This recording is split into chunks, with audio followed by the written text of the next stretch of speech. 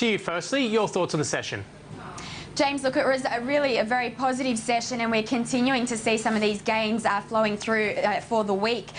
Really, that was for a couple of reasons. Of course, we're continuing to see some strong earnings reports coming through. We saw those positive leads from overseas markets coming in this morning. Of course, the investors seem to be shrugging off a lot of those geopolitical tensions. They do look to be easing. And of course, we did see some pretty strong performance around the region. So some of those Asian markets really led by Hong Kong, which certainly helped our market today as well. Having a look at the best performers being that IT space, as you mentioned, up 3.3%, healthcare also up about 2.9%, and telecommunications up about 2.2%. The worst performer, however, and the only sector being in negative territory, was that materials sector. That was down about 0.2%. We saw some lower commodity prices coming through overnight, particularly iron ore. Copper was down about 1.2%, and we also saw nickel falling off. But of course, that was also following some of those weak data points that we got through from China yesterday, really raising a little bit of concern around the Chinese economy and the growth over there. So that certainly put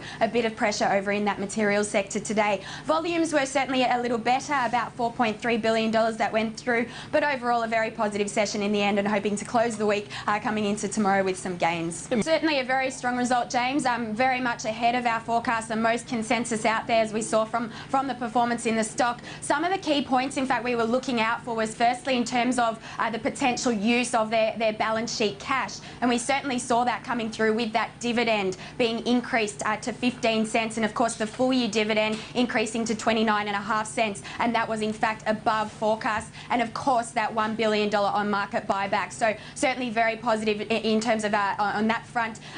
Also in terms of their capex, we were looking out for that, and we know that they are going to be investing about $1 billion into their mobile business. So again, another positive. Probably one of the disappointments was in terms of their margin outlook. We know that they've indicated coming into FY15 their earnings are looking like they will be relatively flat, given the fact that they have sold off that CSL business. So that was maybe a little bit of a disappointment, but certainly looking at the earnings outlook, it does remain very encouraging. They are continuing to gain market share. Of course, that dividend yield is remaining very strong, and we do think that there is an opportunity for them to continue growing their earnings base, potentially with capital management initiatives, and of course growth potentially across Asia as well. So it does look very positive. I think we still need to be a little bit cautious though in terms of some of those risks, potentially to any changes in that NBN deal, of course increased competition from some of their retail competitors as well, and also some of those structural challenges across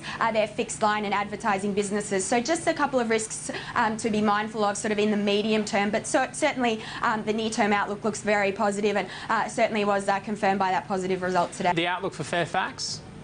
Look, certainly today's strong performance and strong result would certainly reflect that we may be seeing a bit of a turnaround in the stock, but I certainly think that this stock is still going to be facing a number of structural challenges. We know that they have been in the past, and they have been trying to offset a lot of those declines in their print business by growing that digital business, and of course looking at those cost efficiencies. So even though we are starting to see some further or emerging signs of improvement, particularly from the result today, I do think that their turnaround story still does have a little bit of time to go, and we do still need to be cautious on the outlook. I think we still need to see a bit more of an improvement in this momentum in terms of any positivity. So I certainly think we do need to remain cautious. They also provided a trading update for the first 5 weeks of FY15, where in fact they indicated revenues are down about 1 to 2%. So interesting that we didn't see the market reacting to that today, obviously reacting to that positive result, but I certainly think that's something to take into account, and we do need to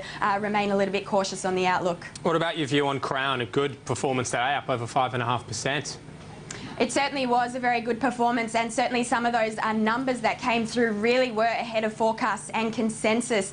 Their reported net profits up 66%, and I think the key out of this was in fact a turnaround in their momentum from the first half coming into the second half. We saw about an 11% turnaround. In fact, their full year normalised earnings were about 3.7% above our estimates, and across some of their other businesses also above our forecast. So certainly looked very positive and certainly did see the market reacting well today. I think another positive out of the result was in fact in terms of that Las Vegas project. We know there has been a little bit of concern around about this from investors in terms of the CapEx requirements for this project, but today they did indicate that CapEx would be about $400 to $500 million, and that is in fact below our initial estimate of about $550 million. So I think the fact that we've got a bit more clarity now around Las Vegas should provide a bit more positivity for investors, and certainly looking at Macau as well, it looks like that may